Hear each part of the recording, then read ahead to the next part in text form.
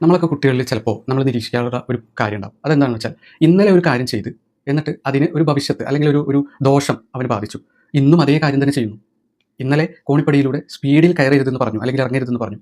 ഇന്ന് അതേ കാര്യം തന്നെ ചെയ്ത് ഇന്നലെ ഉണ്ടായതുപോലെ തന്നെ കാല് മുറിയുകയോ അല്ലെങ്കിൽ തല മുട്ടുകയോ ചെയ്തു. ഇതെന്തുകൊണ്ട് ഇങ്ങനെ ആവർത്തിക്കുന്നു? ഇത് കുട്ടിയുടെ ധിക്കാരമാണോ? ഈ കുട്ടിയുടെ കുറുമ്പാണോ? അല്ലെങ്കിൽ ഈ കുട്ടിക്ക് ബുദ്ധി കുറഞ്ഞിട്ടാണോ എന്നൊക്കെ ചിലപ്പോൾ പാരൻസിന് ചിന്ത വരും. പക്ഷേ യാഥാർത്ഥ്യം എന്താണെന്ന് സൈക്കോളജിസ്റ്റുകൾ പറയുന്നത് നമുക്ക് കാണാം. 2 മുതൽ 7 വയസ്സ് വരെ ഉള്ള കുട്ടികളെടുക്കുക. ഈ സ്റ്റേജിനെ നമുക്ക് വേണമെങ്കിൽ പ്രീ ഓപ്പറേഷണൽ സ്റ്റേജ് എന്ന് പറയാം. ഈ സ്റ്റേജിലുള്ള കുട്ടികളിൽ പലർക്കും പല രൂപത്തിലും ഒരു ഇറിവേഴ്സബിലിറ്റി എന്ന് പറയുന്ന ഒരു സ്വഭാവം ഉണ്ടാവും. ഇറിവേഴ്സബിലിറ്റി എന്ന് പറയുന്ന സ്റ്റേജ്, ആ സ്റ്റേജിൽ എന്താണെന്ന് വെച്ചാൽ തിരിച്ച് ചിന്തിക്കാം, പിന്നിലോട്ട് പോയിക്കൊണ്ട് ചിന്തിക്കാനുള്ള കഴിവ് ചിലപ്പോൾ കുട്ടികൾക്ക് ആ സ്റ്റേജിൽ ഉണ്ടാവണമെന്നില്ല. നീ ഇങ്ങനെ ചെയ്തിട്ടല്ലേ അതുണ്ടായത്, ഇന്നലെയും നീ ഇങ്ങനെ ചെയ്തപ്പോൾ നിന്റെ കാല് പൊട്ടിയില്ലേ എന്ന് പറഞ്ഞു കഴിഞ്ഞാൽ ആ കുട്ടിക്ക് തിരിച്ച് ചിന്തിക്കാൻ, തിരിച്ച് എപ്പോഴാണ് ഇത് സംഭവിച്ചതെന്ന് തിരിച്ച് ചിന്തിക്കാൻ ആ കുട്ടിക്കുള്ള കഴിവ് നമ്മളെപ്പോലെ ഇല്ല. അതുകൊണ്ട് തന്നെ അത് ആവർത്തിച്ചുകൊണ്ടിരിക്കുന്ന അവസ്ഥ ചിലപ്പോൾ കുട്ടികൾക്കുണ്ടാകും. കുട്ടികൾ ഓരോരുത്തരിലും ചില വ്യത്യാസങ്ങളുണ്ടാകാം. എന്നിരുന്നാലും ഈ ഇറിവേഴ്സബിലിറ്റി എന്ന് പറയുന്നത് ഈ സ്റ്റേജിലെ ഒരു പ്രത്യേകതയാണ്. 2 മുതൽ 7 വയസ്സ് വരെയുള്ള പ്രായമുള്ള കുട്ടികളിൽ ആ കുട്ടിയുടെ മുമ്പിൽ നമ്മൾ 2 ഗ്ലാസ് വെള്ളം, തുല്യമായ രൂപത്തിലുള്ള തുല്യമായ അളവിലുള്ള 2 ഗ്ലാസ് വെള്ളം വെച്ചു എന്ന് വിചാരിക്കുക. എന്നിട്ട് അതിൻ്റെ അടുത്ത് വേറെ 2 ഗ്ലാസ്സുകൾ നമ്മൾ വെക്കുന്നു. ഒന്ന് നീണ്ട വണ്ണം കുറഞ്ഞ ഗ്ലാസ്സാണ്, മറ്റൊന്ന് വണ്ണം കൂടിയ ഒരു ഗ്ലാസ്സും.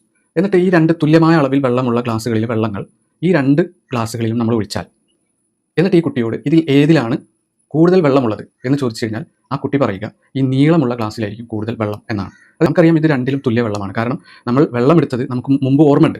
ഈ ഗ്ലാസ്സിലേക്ക് മാറ്റപ്പെട്ടതിന് മുമ്പത്തെ അവസ്ഥ നമുക്ക് റിവാൻഡ് ചെയ്ത് നമുക്ക് തിരിച്ച് ചിന്തിച്ച് അതിന് മുമ്പത്തെ അവസ്ഥയിൽ രണ്ടും തുല്യമായ വെള്ളമായിരുന്നല്ലോ എന്ന് ചിന്തിക്കാനുള്ള റിവേഴ്സബിലിറ്റി നമുക്കുണ്ട്. പക്ഷേ ഈ കുട്ടിയെ സംബന്ധിച്ചിടത്തോളം അവന് ഇത് തിരിച്ച് ചിന്തിക്കാനുള്ള കഴിവില്ല. അത് ഏത് ഗ്ലാസ്സിലേക്കായി മാറിയോ ആ ഗ്ലാസിൻ്റെ വലുപ്പം നോക്കിയിട്ട് ഈ കുട്ടി പറയും ഈ നീളൻ ഗ്ലാസ്സിലാണ് കൂടുതൽ വെള്ളമുള്ളത് എന്നുള്ളത്. ഇതിന് കാരണം ഇറിവേഴ്സബിലിറ്റി എന്ന് പറയുന്നത് ഈ സ്റ്റേജിലെ ഒരു അടയാളമാണ് എന്നുള്ളതാണ്. ഇത് നമ്മളെ സംബന്ധിച്ചിടത്തോളം നമ്മുടെ മക്കളെ പറ്റി വലിയ തിരിച്ചറിവുകൾ നൽകുന്ന ഒരു കാര്യമാണ്. ചില കുട്ടികൾ ബ്ലോക്ക് ഇങ്ങനെ അട്ടിയട്ടിയായി വെച്ച് അതുകൊണ്ടൊരു ഗോപുരം ഉണ്ടാക്കും, പിന്നെ അത് തകർക്കും, പിന്നെ വീണ്ടും അത് അട്ടിയട്ടിയാക്കി വെച്ച് വീണ്ടും പുനർനിർമ്മിക്കും, പിന്നെ അത് തകർക്കും. ഇങ്ങനെ തകർക്കുന്നതും ഉണ്ടാക്കുന്നതൊക്കെ ആവർത്തിക്കുന്നതൊക്കെ നമ്മൾ കാണുമ്പോൾ നമ്മൾ വിചാരിക്കും ഇതൊക്കെ കുറുമ്പാണ് എന്ന്, ഇതൊക്കെ വികൃതിയാണ് എന്ന് ചിലപ്പോൾ നമ്മൾ തെറ്റിദ്ധരിക്കും. പക്ഷേ ആ കുട്ടി യഥാർത്ഥത്തിൽ ഈ പ്രവർത്തനങ്ങൾ ചെയ്യുന്നതിലൂടെ റിവേഴ്സബിലിറ്റി എന്ന് പറയുന്ന പ്രത്യേകത പരീക്ഷണങ്ങളിലൂടെ പഠിക്കുകയാണ് യഥാർത്ഥത്തിൽ ചെയ്യുന്നത്. ഒരു വസ്തു മറ്റൊരു രൂപത്തിലേക്കായി മാറിക്കഴിഞ്ഞാൽ വീണ്ടും പഴയ രൂപത്തിലേക്ക് റിവേഴ്സ് ചെയ്യാൻ കഴിയും. അതാണ് റിവേഴ്സബിലിറ്റി എന്ന് പറയുന്നത്. അങ്ങനെ റിവേഴ്സ് ചെയ്ത് പഴയ രൂപത്തിലേക്ക് തന്നെ കൊണ്ടുവരാൻ കഴിയും എന്ന അറിവാണ് യഥാർത്ഥത്തിൽ ആ കുട്ടി ആ പരീക്ഷണത്തിലൂടെ മനസ്സിലാക്കുന്നത്. നമ്മൾ പലപ്പോഴും വികൃതിയും കുറുമ്പുമൊക്കെയായി തെറ്റിദ്ധരിക്കുന്ന പല കാര്യങ്ങളും യഥാർത്ഥത്തിൽ അവരുടെ പ്രായത്തിൽ ഭൗതികമായി അവർക്ക് ശേഷിയില്ലാത്ത കാര്യമായിരിക്കാം. അതുമല്ലെങ്കിൽ അവരുടെ കുറുമ്പ് വികൃതി എന്ന് നമ്മൾ തെറ്റിദ്ധരിക്കുന്ന കാര്യം അവർ അവരുടെ ഭൗതിക പ്രവർത്തനങ്ങളെ ശക്തിപ്പെടുത്താൻ, അറിവുണ്ടാക്കാൻ വേണ്ടി ശ്രമിക്കുന്ന പരീക്ഷണങ്ങളും നിരീക്ഷണങ്ങളും ഒക്കെ ആയിരിക്കാം.